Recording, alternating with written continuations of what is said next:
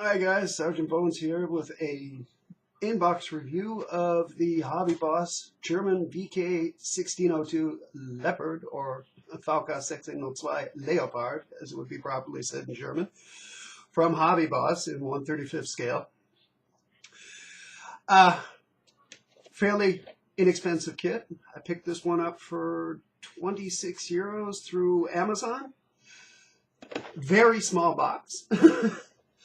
It's cute, but it's suitable to the size of the vehicle inside. Funny thing about this is actually I've seen a lot of online reviews about this vehicle, and one thing that bothers me with this kit is the tracks, and it brags about the number of pieces, whereas most of them are track and they suck. But onto that later. Side view of the box, little information on the Leopard, plus showing that there is a PE fret inside for the grill work and a couple of other odds and ends, little pieces for the fenders and such. End of the box, standard. Side of the box, alternative paint schemes, more information, and again, if you want to check the kit number, that's it right there. This kit was made in, I found that somewhere. Well, irrelevant, you can find it online. Anyway, let's open it up. I'm kind of pleased with it.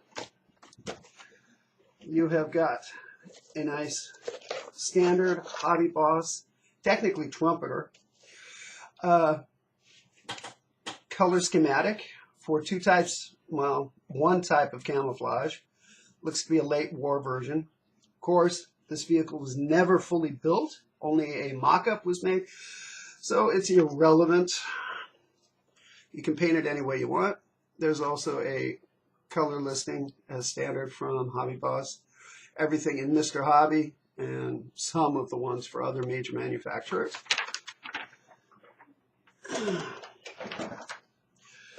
The instruction book, which is, fortunately, I love this from HobbyBoss, a standard booklet.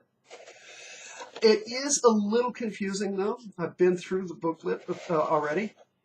And, okay, you've got your standard sprue trees here, the layout, but there are two variants that can be made. And depending on which variant you want, as far as the road wheels, if 2 or 3 are going to be outside, you have to follow the instructions and set up the torsion bars appropriately for it, because the torsion bars are not all the same. As you see here, you've got one time doing the bottom of the vehicle, the torsion bars, then doing the wheels, then you've got it all over again. So you have to pay very careful attention to whether you're going to do 3 road wheels on the outside or 2 road wheels on the outside. It's a standard Panther style suspension, so it's nothing overly complicated. Just that you're very careful in deciding 2 or 3 road wheels on the outside. I'll probably go with the 2 road wheels on the outside. I prefer the way it looks because then it has the double wheel inside of the drive, or of the idler and the drive sprocket, and I think it just looks cooler that way. Down here, let me zoom in on this because this really got my goat. Hopefully it'll focus. Those are the tracks. Individual track links, not bad, but they have you putting guide horns on every damn link. No. No. But I knew this was coming up initially, so no big deal. I'll live with it. I'm not going to build those tracks, though. I can tell you that right up. Anyway, the rest of it's pretty straightforward. Standard build. It's almost like making a baby Panther. Some of the look of the rear is similar to the Panther itself. Nothing fancy. All PE usage is marked and shown and given as you can do this way or that way. There are no tools, though, apparently on this vehicle, which surprised me. But it'll go that much quicker. It is a prototype after all, but it's a scout vehicle, and I love scout vehicles. should have been a scout vehicle. The turret is not very detailed. It just basically, you've got a little bit of a breech, which looks nice, but the rest of it, there's nothing inside it there. It's just the breech. And standard, put your turret on the top. They do have some nice photo etch accessories, though, as far as the smoke grenade launchers, and they are shown as to you can use PE or not PE. And we'll show those later. So on to the meat of the kit. I've already opened up all the sprues, so this will go a little faster. In fact, I'm going to move this out of the way. So first off, the turret. Basically all the parts you need for it. Slide molded 50 millimeter. The suppressors, for the recoil suppressors are here. A couple of little other odds and ends, minor details. The breech itself, all very, very finely detailed. You cannot complain. Ejector pins, all on the insides where you will not see them. And otherwise, quite well made. Next we have the rear plate and part of the fenders. The fenders themselves are fairly thin for plastic. You really would not need photo etch for these. They are very nice and thin. Well made, if you ask me. Lacking some detail on the inside, and there are ejector pin marks on all of them, the major parts and the minor parts. The inside of the driver's hatch and I guess radio operator's hatch is very nicely detailed. Let's see if I can get that in focus. But you can see there is some detail there. The stowage boxes look fairly decent. Other than, like I said, the ejector pin marks on the back of the fenders, not bad. All small pieces are very, very well detailed. The radio mount, for example, has very, very sharp, crisp detail. There's no flash anywhere visible. Cannot complain about that.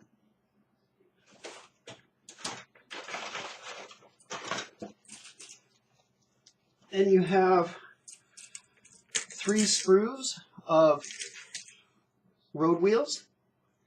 Now, these are supposedly Panther road wheels, as far as I know. They are not bad looking. The torsion bars, these are the torsion bar supports. There are also a bunch of little plastic wing nuts. These go on the, I mean, they're really, really well done. They would go on the fenders. There are also PE wing nuts for the same. Back to the road wheels. Yeah, they're Panther road wheels. I don't know if they've got the right number of bolts. I don't think it really matters, but they have got beautiful detail inside and out, with the exception of these, oddly enough. These are the outer wheels, so theoretically some of them you can see.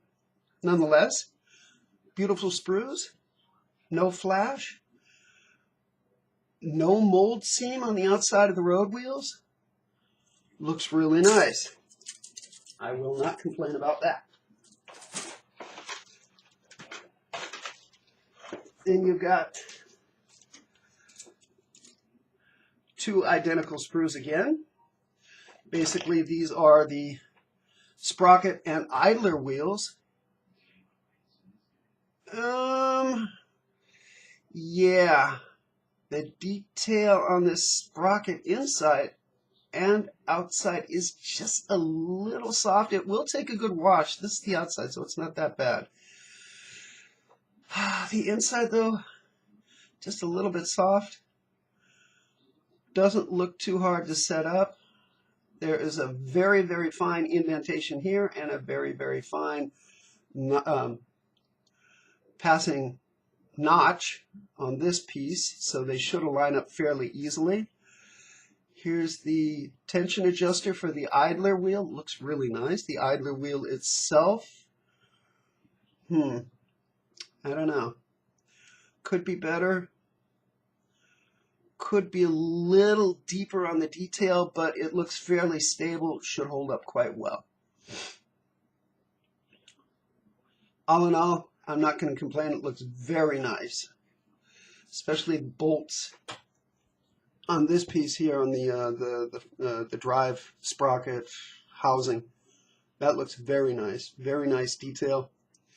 A lot of these smaller pieces are also extremely well detailed. I don't know how well you can see that, but take my word for it. Better than I expected, especially on pieces that small. There's also some periscopes here in solid plastic. Part of the exhaust pipe cover. Part of the exhaust pipe. But nice. No complaints there. Then we have the upper and lower hull. We'll start with the lower hull. As you can tell, there is not much to this vehicle. It's small. It's very small, but it's very detailed for its size. It has a nice, light, rough texture here, simulating rolled steel, I would say. There are weld seams along the bottom. You should be able to hear that with my thumbnail there. The tenon joints are also visibly marked with weld seams. There's a slight bit of flash right along the edge of this weld seam here, but it still looks good. It won't take much but a little bit of roughing over with a file to make that come out nicely. And the upper hull? The upper hull has a mild rolled steel texture. It is not clear though. It's could take a little touch of surfacer maybe. The front plate shows it more distinctly, but it's so fine that literally it looks like a scratch from a sprue or something has gone through it and cleaned it off in some areas. This could be just a mold problem, I'm not sure. But otherwise, all the welds look fantastic. The detail on the rear deck, very clean, very crisp. I like it. Ejector pin molds on the inside, but nobody cares. It's inside. Beautiful piece of work here. Very pleased. Until we get to this part. Yeah. The moment I have been dreading all my life. Individual track links. Yay! Individual guide horns. Boo. The tracks themselves are really nicely detailed, although they do lack some crispness around the cleated area itself. It's just two basic minor bumps on here, or actually they're divots, so that it makes it have 3 raised bumps. Nothing special, but this is ridiculous. This is absolutely ridiculous. These guide teeth are supposed to be glued on 2 per track. No, I'm not doing it. And they're not even, I mean, yeah, they're individual links, right? Kind of like semi-magic tracks. But I'm not going to do it. I decided against it. I decided against it from the get-go and picked up, I've mentioned these before, I picked up the Master Club Panther D tracks, 25 euros. But initially I was a little shocked at the size. I'll bring them out again. I was initially shocked at the size of these things until I discovered that they actually snap together fairly well. They are, I had a couple here already put together. They actually hold together quite well. Where'd they go? Of course, when you want to show something, it's never there. And they've got a clearer definition on the running, the surface that hits the road, so to speak. Somewhere I had a couple of them put together last night. I should have planned for this. I didn't. Nonetheless, they hold up. Here. They hold together on their own without the pins. They're really nice. I didn't realize that initially because they were so hard to put together. And then they go flying off. They were so hard to put together, and I felt like I was putting excessive force on them. But they're beautiful. Yay! I'm not complaining anymore. I was complaining about these, but they're worth the money because they do hold together without any glue, without even the pins. I'll probably use wire or something like that and make my own pins because, I mean, God love them. They mean well, but I can barely even see these pins. My eyes aren't that great anymore. And yeah, there's a difference between them. Some have got hex heads on them and some don't. And you know what? You'll only see that in a real close-up camera shot. Anyway, we'll set this to the side for now. Clean that up later. Back to the kit. You've also got a photo etch fret, which has got the grenade launcher bases, your standard grills, supports for the fenders, and a set of wing nuts. See if we can get that in focus. I can't really tell, but they are beautiful. I like them. We can work with that. Some really, really fine detail. Not going to complain. That was that. You might have noticed there's not even a tow cable or anything else usable. No tools, none whatsoever. One thing I did forget to open up were the decals. But I already know basically what they're going to be like. They're standard on all the HobbyBoss VK series. It's going to be a nicely protected Dragon. You could do this too. Some of these other big companies could do this too. Well protected series of simple Balkenkreuzes. Excuse me, but plenty of numbers.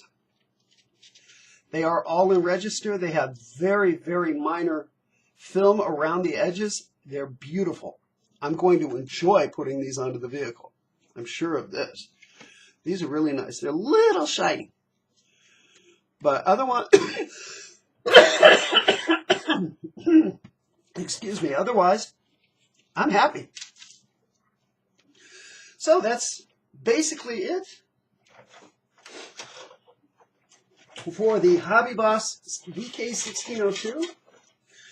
I hope you've learned something. I hope this can help you decide whether or not to buy it if you're looking for one of these. Considering its price compared to the one from Amusing Hobbies.